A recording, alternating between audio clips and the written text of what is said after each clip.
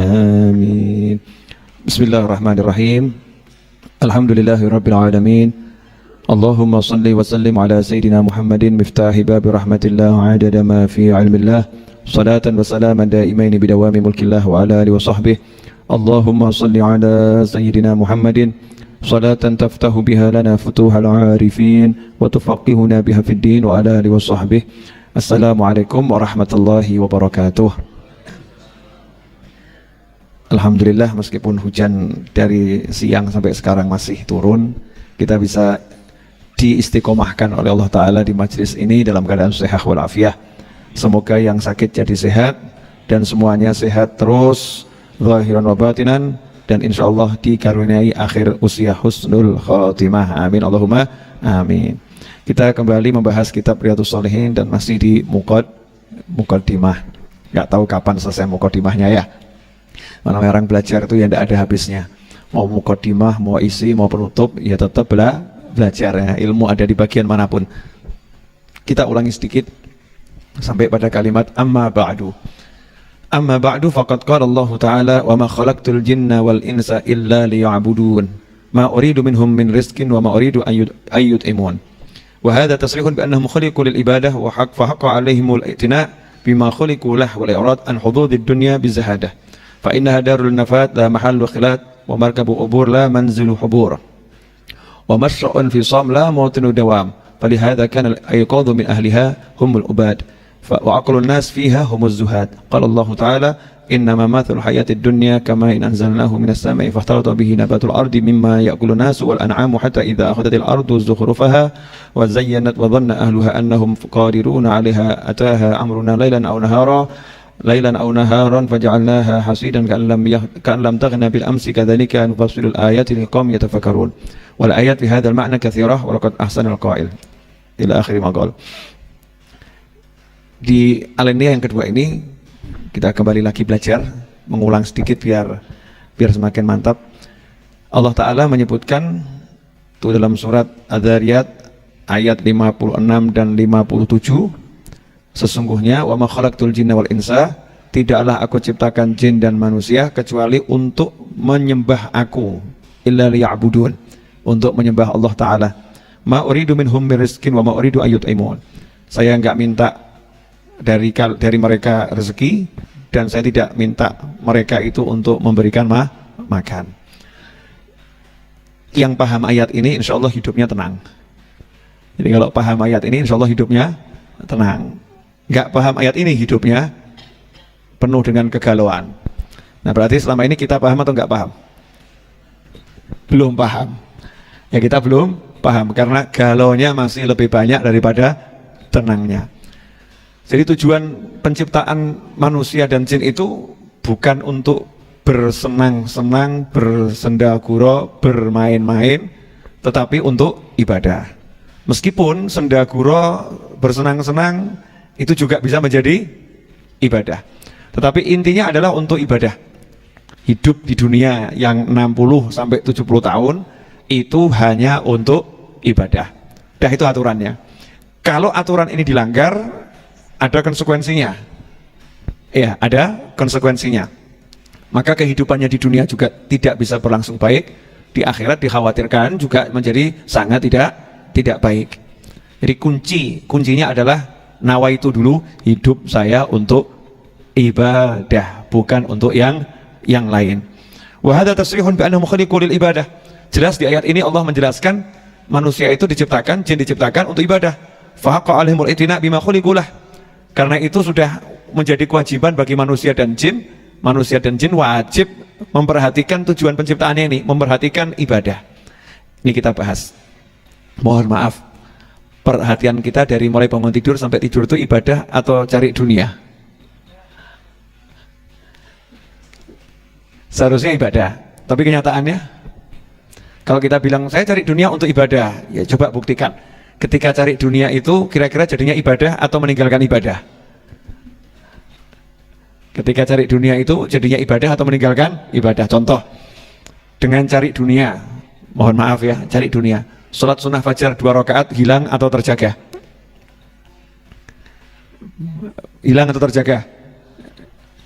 2 rakaat sholat sunnah fajar itu lebih utama daripada dunia dan segala isinya. Jadi kalau Anda, saya, kita kerja satu hari digaji 5 miliar, satu hari digaji 5 miliar, tapi tidak bisa sholat sunnah fajar 2 rakaat, sebetulnya ruginya luar biasa. Kenapa? Ngambil 5 miliar, buang dunia dan segala isinya. Jadi kalau ada orang ditawari, kamu pilih mana? 5 miliar atau 10 triliun? Dia pilih ngambil, saya mau ambil yang 5 miliar. 5 miliar dia ngambilnya dari pagi sampai malam, yang 10 triliun dia ngambilnya cuman 3 menit. Terus dia pilih, saya pilih yang 5 miliar dari pagi sampai malam, dia kerja mati-matian, belum tentu dah dapat. Dan kalau dapat cuma 5 miliar, yang 10 triliun diantarkan depan mata, nih ambil cuma 3 menit. Kalau dia pilih yang 5 miliar, berarti tanda-tanda orang nggak waras. Dan itu adalah, paham ya? Nah, ternyata sholat sunnah fajar itu bukan 10 triliun, seluruh isi dunia, minat dunia wa ma fiha, seluruh isi dunia dan apa yang ada di dunia ini, di bumi ini atau di alam ini, langit semuanya, di dunia ini ya, di dunia ini, itu dibandingkan sholat sunnah fajar 2 rakaat, hebat sholat sunnah fajar 2 rakaat, khairun. Nah, kalau orang betul-betul katanya kerjanya itu untuk ibadah, maka tidak akan menyebabkan dia kehilangan ibadah. Nah, kalau sampai karena mengejar dunia meninggalkan sholat sunnah fajar 2 rakaat, berarti dia itu kerjanya bukan ibadah. Bisa dipahami ya? Nah, jadi kadang kita kan kerja kan untuk ibadah. Kalau kerja untuk ibadah tidak akan menyebabkan meninggalkan ibadah. Kemudian sholat berjamaahnya hilang atau bisa terpelihara? Kalau sholat berjamaahnya hilang, ya berarti ini kerjanya bukan ibadah. Jadi semua kerjaan yang menyebabkan kita kehilangan akhirat, ya itu berarti kerjaan itu bukan bagian daripada ibadah. Meskipun di dalamnya tentu sudah ada ibadahnya. Apalagi kalau dengan kerja tadi dia menerobos yang haram, yang nggak boleh dalam urusan bisnis dikerjakan, ya. Kemudian dia menipu, dia membohongi, naudzubillah min dzalik. Maka itu jelas bukan ibadah. Nah, ini hidup pedomannya untuk ibadah. Kalau pakem ini dijalankan, betul-betul dijalankan, beres. Allah udah ngomong, saya nggak minta mereka ngasih rezeki. Artinya Allah nggak nyuruh kita ngasih rezeki orang, ngasih makan orang, enggak. Yang ngatur rezeki itu ya kita, Allah Subhanahu wa Ta'ala. Yang ngatur makan kita adalah Allah Ta'ala. Di sini ada jaminan, siapa yang betul-betul ibadah, jangan khawatir, rezekinya pasti diberi lebih dari yang dibutuhkan, dan dia nggak usah bingung. Ya, urusan makan itu semua akan dicukupi oleh Allah Subhanahu wa Ta'ala. Wal irad an hududid dunya bizahadah. Dan orang yang paham betul ayat ini, dia diciptakan untuk ibadah, maka semua bagian dari dunia ini yang membuat dia lalai dari Allah Ta'ala akan dia tinggalkan. Bagian dari dunia yang membuat dia lalai, ya nggak ingat sama Allah, akan dia tinggalkan. Cara meninggalkan bagaimana? Bizahadah, zuhud. Ya, zuhud itu artinya tidak meletakkan bagian dunia itu di dalam hati. Tidak ditaruh di hati. Ini nanti kalau ditaruh di hati buat lupa sama Allah ini. Dah singkirin, jangan dimasukkan ke hati. Semuanya, apapun itu. Entah itu namanya jabatan, entah itu namanya kekayaan. Apapun itu yang bagian dari dunia sama sekali tidak dilirik. Begitu kelihatan langsung menyingkir dia singkirkan. Jangan sampai masuk ke dalam hatinya. Ini orang-orang yang betul-betul paham. Kenapa kita dilarang memasukkan bagian dunia ke dalam hati? Lawang mau ditinggal kok kamu bawa. Mau ditinggal kok kamu bawa. Ini nggak boleh dibawa ke sana. Lah ngapain kamu bawa masuk ke dalam hati? Kan jadinya nggak enak. Kita masih ingat Sayyidina Abu Darda radhiyallahu anhu, sahabat Nabi yang bernama Abu Darda. Sayyidina Abu Darda ini dikenal zuhud. Ya, dikenal hidupnya zuhud.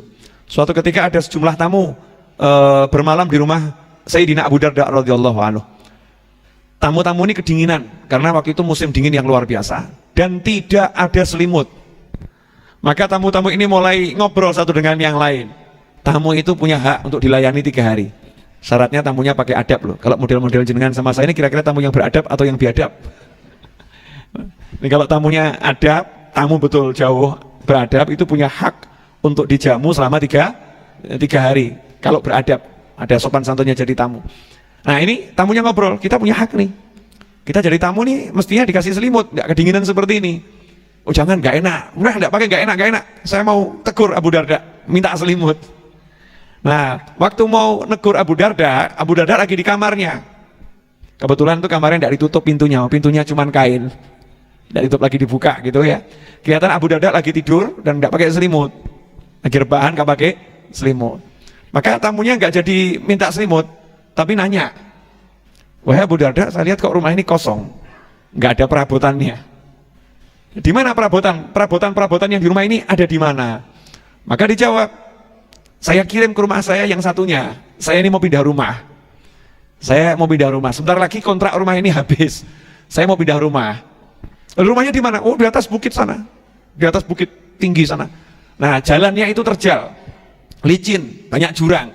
Makanya saya dapat apapun, saya kirim, saya cicil, saya kirim dikit-dikit dulu, kirim 1, kirim 2, sehingga nanti waktu pindah, nggak usah bawa apa-apa, langsung berangkat, tinggal orangnya toh, nggak resiko. Oh betul ya, bagus. Berarti ini rumah yang di sana banyak perabotannya. Oh iya, banyak perabotannya. Di mana itu?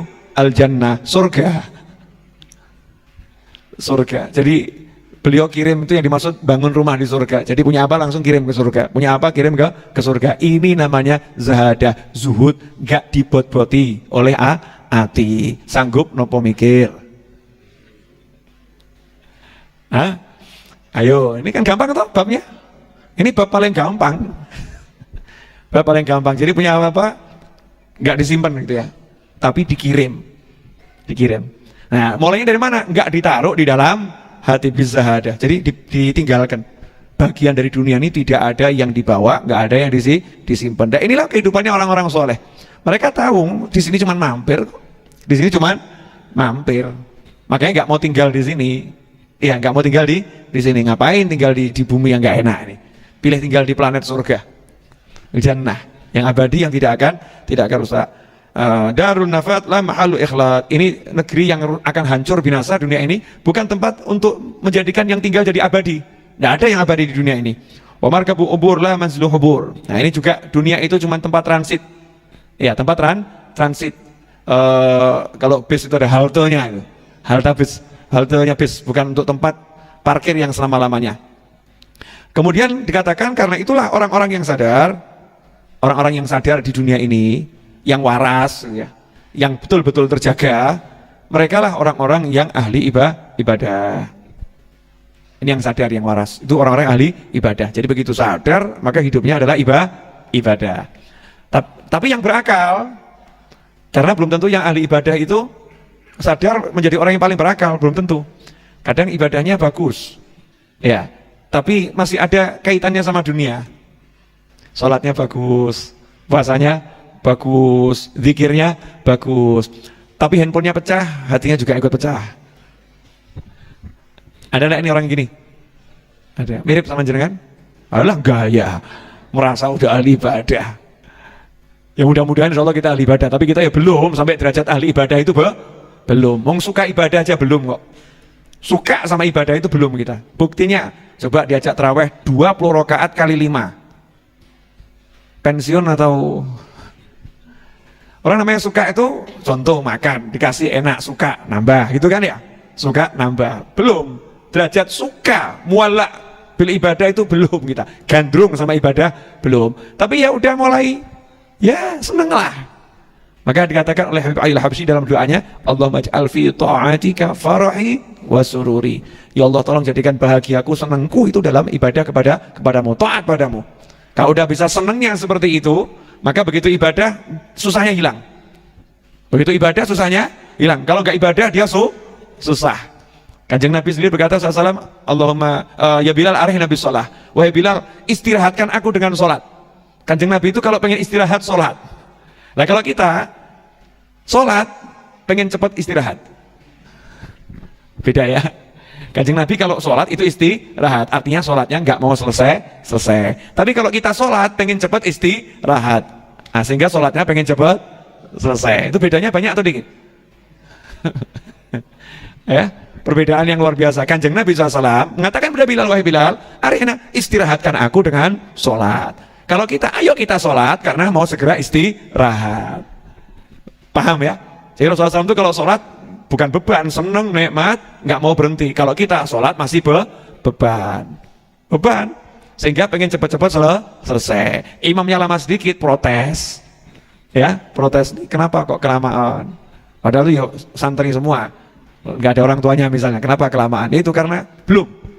Nah, ada orang yang sudah bagus ibadahnya, sholatnya bagus, puasanya bagus, baca Al-Qur'annya bagus, tapi belum termasuk orang yang benar-benar berakal. Kenapa? Karena di dunia masih disimpan di hatinya. Dunia masih disimpan di hatinya. Ya, termasuk bagian dunia itu apa? Pangkat. Nah, kadang terjadi persaingan antara ahli ibadah. Satu masjid imamnya ada 5. Satu masjid imamnya ada 5. Imam yang satu sakit, yang 4 senang. Yes, jatahku lebih banyak. Ini na'udzubillah min dzalik ini. Ya ini. Jadi imamnya satu sakit bukan sedih, ya tambah senang. Kesempatan aku untuk menunjukkan diriku. Kesempatan aku untuk menunjukkan kehebatanku. Berarti ini dia masih ada dunia di dalam hatinya. Dunia itu namanya jabatan. Ya, pujian, pangkat. Maka belum orang yang betul berakal. Sudah sadar tapi belum berakal betul. Karena itu dikatakan oleh Imam Nawawi, wa aqalun nas fiha. Orang yang paling berakal di muka bumi ini, di dunia ini adalah hum az-zuhad. Mereka lah orang-orang yang hidup zuhud, zahid. Nah, itu orang yang paling berakal. Saya kasih gambaran dikit boleh? Gak usah banyak-banyak gambarannya. Sederhana saja, gampang. Insya Allah gak repot-repot. Bapak Ibu kira-kira pilih mana? Berangkat haji bawa koper besar, atau berangkat haji nggak bawa apa-apa tapi di sana disiapkan koper besar? Pilih yang mana?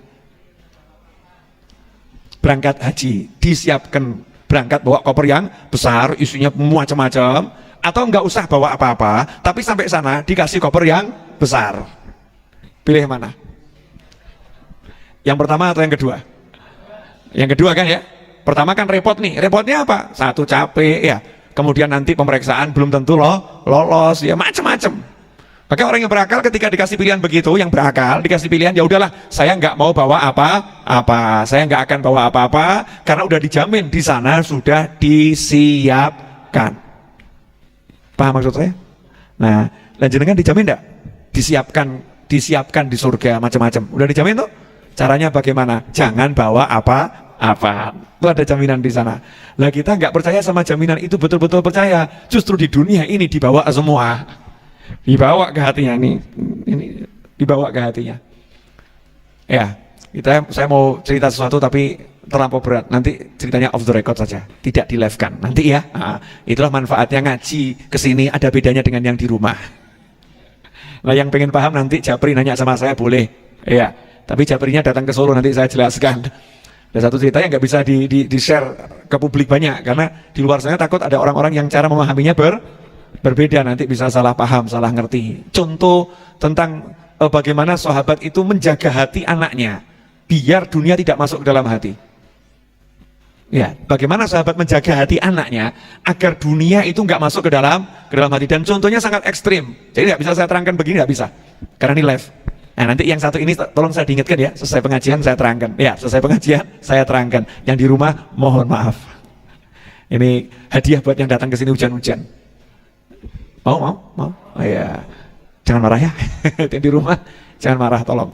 Hadirin yang dimuliakan Allah Ta'ala. Aqalun nas. Jadi orang yang paling berakal, dia di dunia ditinggalkan semuanya. Karena ini buat repot. Repot. Karena itu kalau kita lihat orang-orang soleh terdahulu, mereka tidak mau nyimpen dunia di hatinya. Dan tidak mau nyimpen dunia itu di sekitarnya. Nyah-nyoh judulnya itu. Judulnya nyah-nyoh. Terus nggak ada yang namanya numpuk-numpuk disimpan, itu nggak ada. Ada seorang ulama itu sedekahnya 1 hari 1 miliar. Uang sekarang. Lebih deh, 2 miliar. 1.000 dinar. 1 hari sedekahnya 1.000 dinar.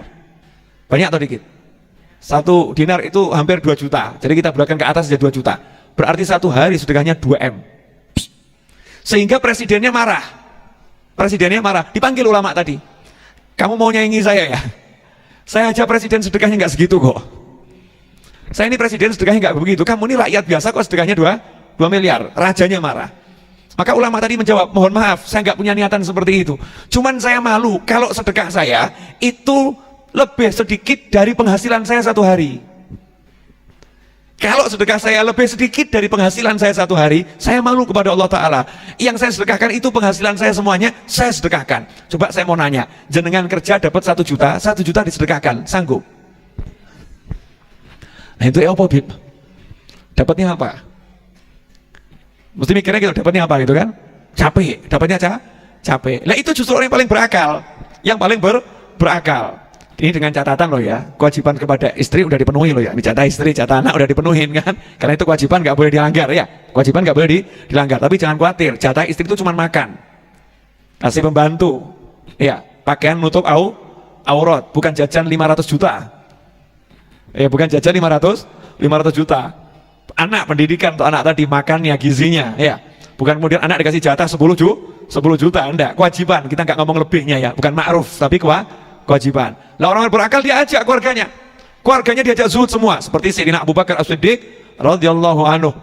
Kalau kita lihat Sayyidina Abu Bakar itu, ya Allah, berangkat hijrah bersama Kanjeng Nabi SAW, anaknya di rumah tidak ditinggali uang sepeser pun. Kalau kita baca sejarah, sepeser pun nggak ditinggali. Maka bapaknya Sayyidina Abu Bakar datang pengen nilik cucunya. Gimana nih bapakmu? Karena tahu watak anaknya ini nggak pernah mau nyisakan duit buat keluarganya, dicum semua ini. Maka nanya sama anaknya, gimana bapakmu ninggalkan kamu bagaimana? Ditinggali banyak enggak? Anaknya pinter, karena tahu kakeknya ini hampir tunanetra, rabun berat itu ya, digandeng, diajak ke tempat kotak penyimpanan harta, tangannya dimasukkan, ini loh kek, bapak ninggalkan emas banyak nih, coba dipegang. Padahal apa? Anaknya udah nyiapkan batu ditutupi kain, dibilang emas gitu ya, karena toh nggak bisa lihat, sebenarnya ada yang dipegang gitu. Waktu ini batu ditutupi kain. Anaknya juga zuhud, gak bingung. Nah orang zaman sekarang coba istri ditinggal suami, nggak ditinggali duit, bingung atau bingung? Betuk-betuk, nggak terima, bingung, teriak-teriak. Nanti mau makan apa? Gitu kan. Dan seterusnya dan seterusnya. Beda tingkatan zuhudnya Sayyidina Abu Bakar dan keluarga dengan tingkatan zuhud orang berumah tangga zaman sekarang. Bedanya luar biasa. Hadirin yang dimuliakan Allah Ta'ala. Sampai di mana tadi? Hah? Kenapa? Iya, sedekah 2 miliar. Alhamdulillah, jangan masih ingat. Nah, jadi dia sedekah seluruh hartanya. Yang didapat semua disedekahkan. Sanggup gak niru? Nah, sekarang coba saya mau ajak mikir bareng, boleh? Kalau Anda kerja dapat gaji, uangnya habis buat apa?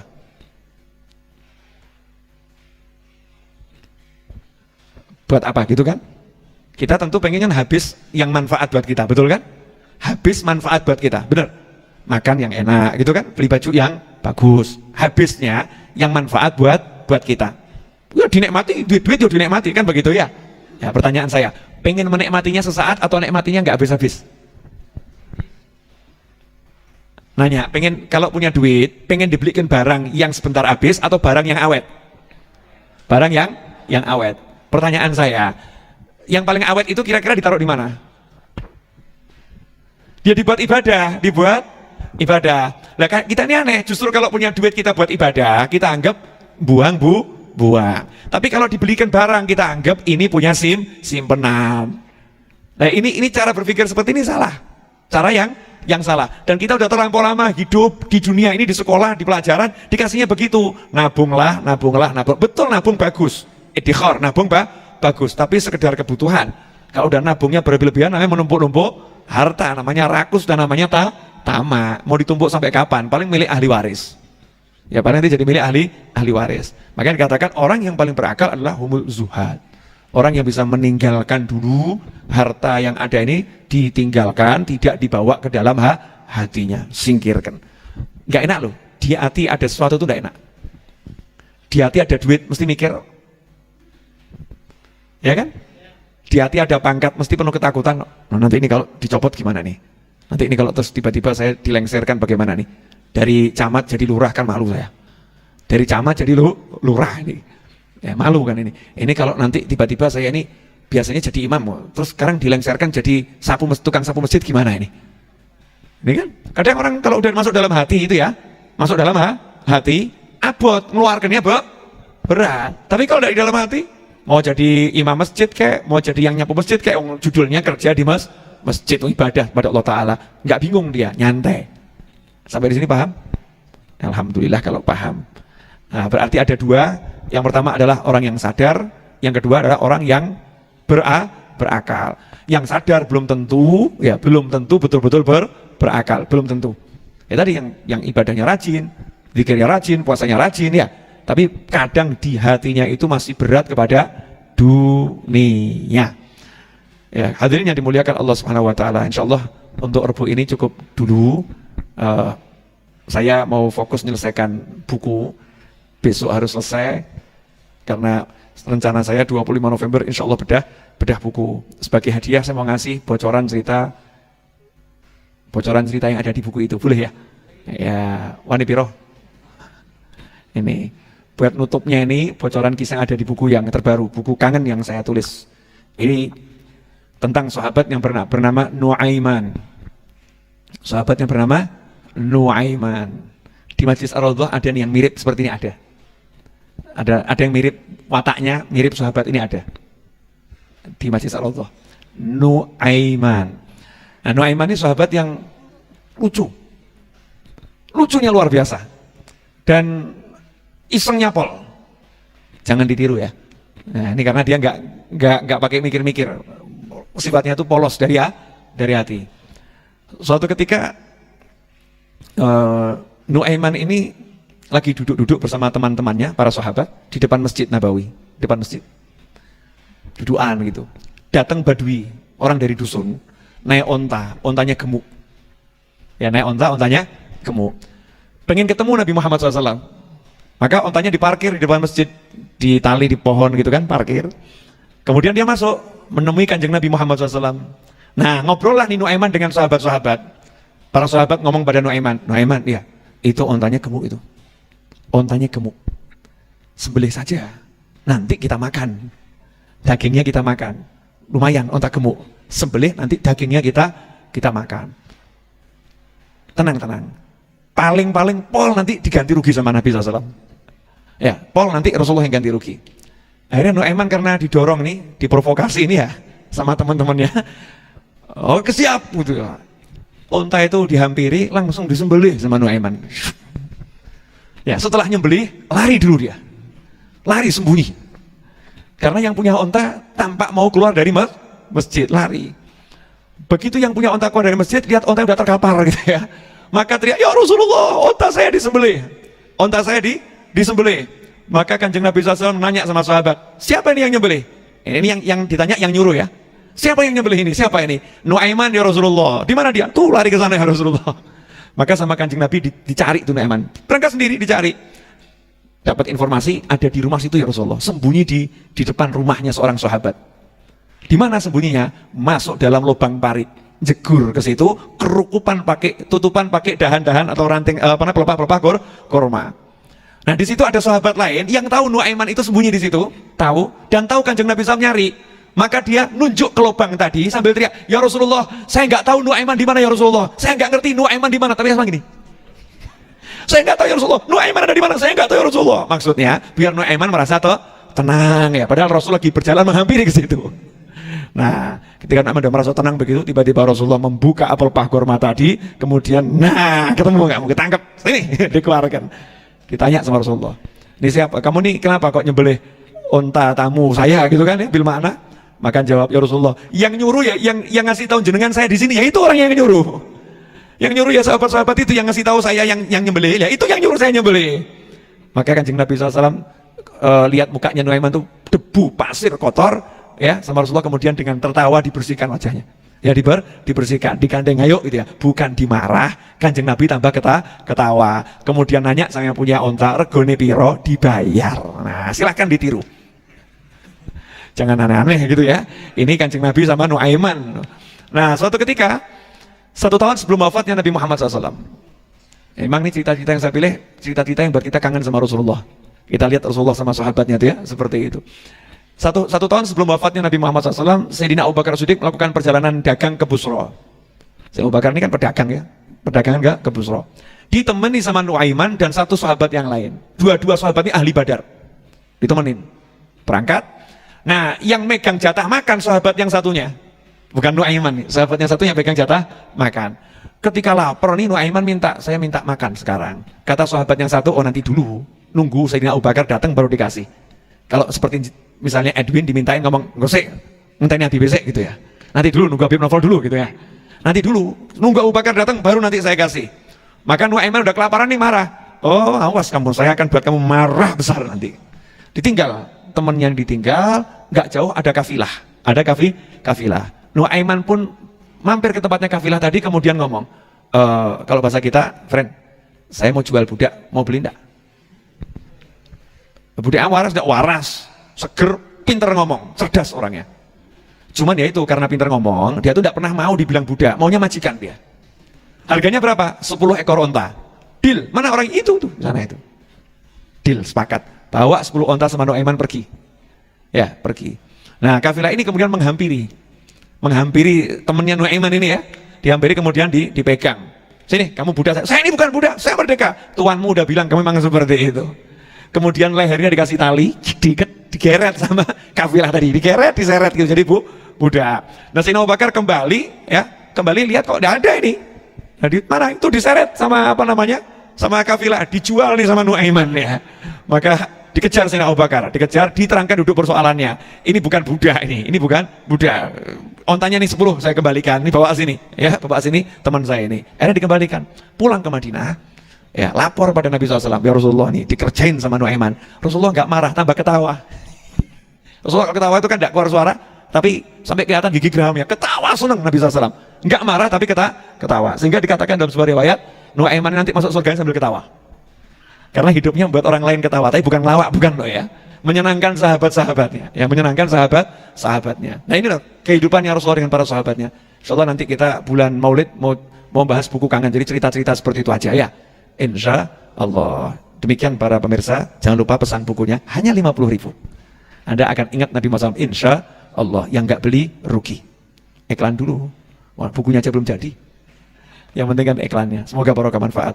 Allahumma salli wa sallim ala Sayyidina Muhammadin miftahi babi rahmatillah adada ma fi ilmillah salatan wa salaman daimaini bidawami mulkillah wa ala alihi wa sahbihi. اللهم اجعل في طاعتك فرحي وسروري وفي مرضاتك جميع أموري اللهم يا عالم بحالاتي ومطلع على سرائري ونياتي اقضي جميع حاجاتي واغفر ذنوبي وسيئاتي وتجاوز عن خطيئاتي وزلاتي وتقبل جميع حسناتي وسامحني فيما مضى وما يأتي واكتبني في ديوان ساداتي واسلك بي سبيل نجاتي في حياتي ومماتي اللهم إني طامع في عطاك راغب في رضاك مستسلم لقضاك فاكتبني من أولياك واسلك بي سبيل هداك وألحقني بأصفياك وصلى الله على سيدنا محمد وعلى آله وصحبه وسلم الحمد لله رب العالمين آمين.